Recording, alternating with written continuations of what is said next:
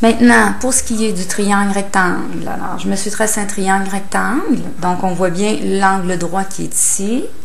Alors, de la même manière, pour bien comprendre à partir de notre notion première de hauteur, je vais redresser mon triangle. Je vais commencer par le côté quand même le plus simple, donc celui qui est le plus long.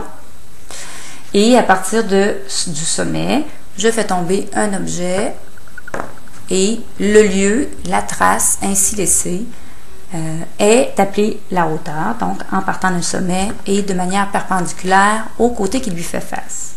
Pour ce qui est des deux autres côtés, et c'est là la particularité, donc on fait simplement déplacer, même chose, on redresse notre triangle. Alors ici j'ai ma base, ici j'ai mon sommet. C'est toujours le même principe, c'est-à-dire que à partir du haut, je laisse tomber un objet. Et ce que l'on s'aperçoit, c'est que l'objet va longer le côté. Bien entendu, étant donné que le côté est déjà perpendiculaire au sol, alors l'objet va suivre ce côté-là. De telle sorte que la hauteur relative à ce côté est l'autre côté de l'angle droit.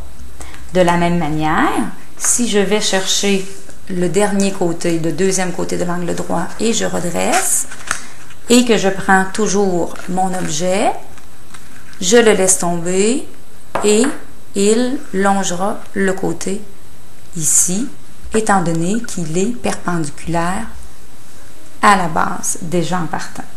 Donc, ce côté-ci est la hauteur relative à ce côté.